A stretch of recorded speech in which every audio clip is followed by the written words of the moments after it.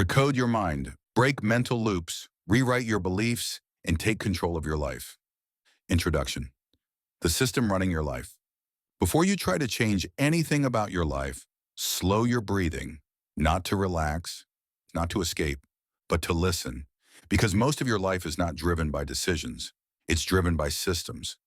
You wake up and think familiar thoughts.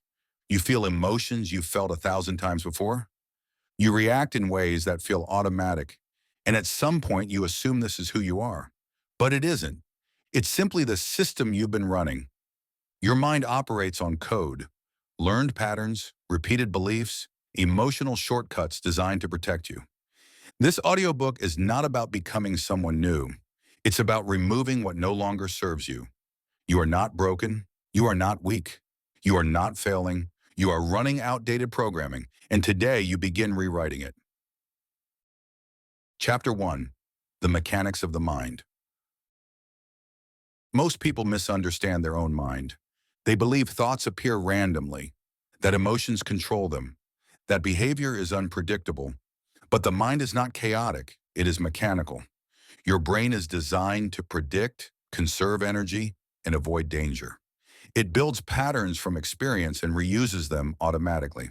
The more a thought is repeated, the stronger it becomes.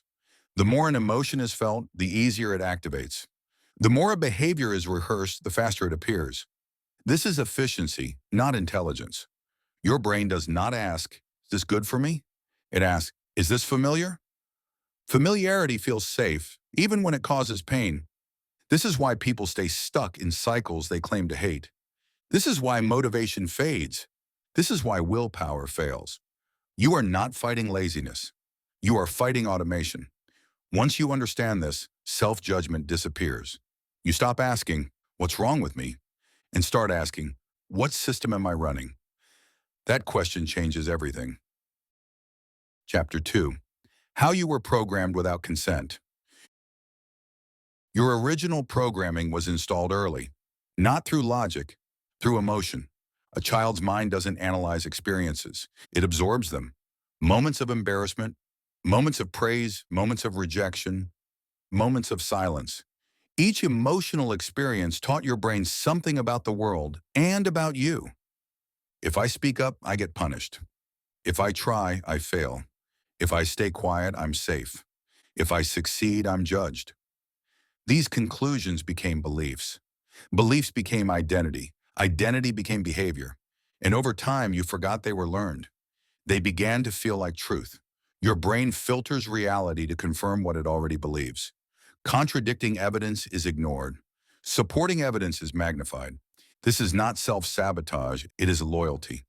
Your mind is loyal to the story it learned to survive. Rewriting your mind begins with recognizing this, not fighting it. Chapter 3. Autopilot, Identity, and the Illusion of Choice. Most of your daily life is unconscious. You don't choose most thoughts. They appear. You don't decide most reactions. They trigger. You don't plan most habits. They repeat. This is autopilot. Autopilot saves energy, but it also locks identity in place. After years of repetition, patterns feel personal. You say, "I'm just not disciplined. I always procrastinate. I've never been confident." But these are not traits. They are rehearsed behaviors. Identity is not who you are. It's what you repeatedly do without thinking.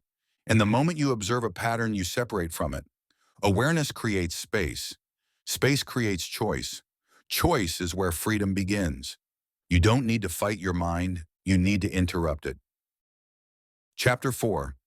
Emotions, Beliefs, and Rewriting the Code. Emotions are not problems to eliminate. They are signals to decode. Every emotion exists because of a belief. Anxiety exists because you believe something is at risk. Anger exists because you believe a boundary was crossed.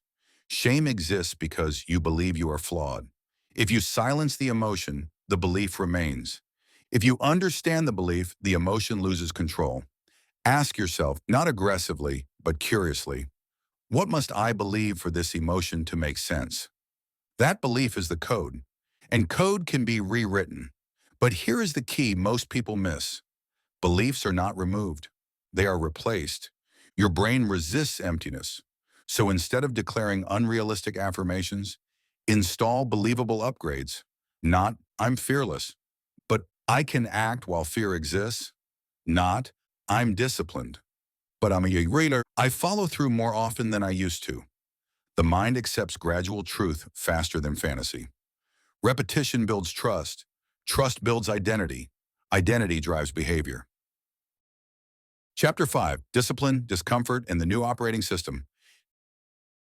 Discipline is not strength, it is alignment. When your identity and actions agree, effort disappears. You stop negotiating with yourself. You stop waiting for motivation. You stop relying on emotion. You act because it's who you are.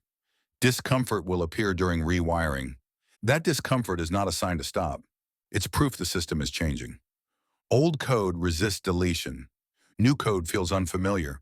Stay consistent long enough, and the unfamiliar becomes normal.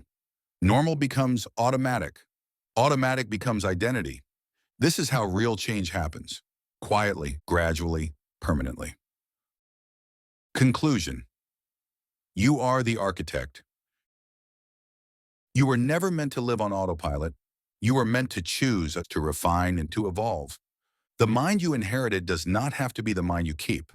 From this point forward, you observe the patterns, you question the code, you install the upgrades, you recode your mind, and when the mind changes, your entire life follows.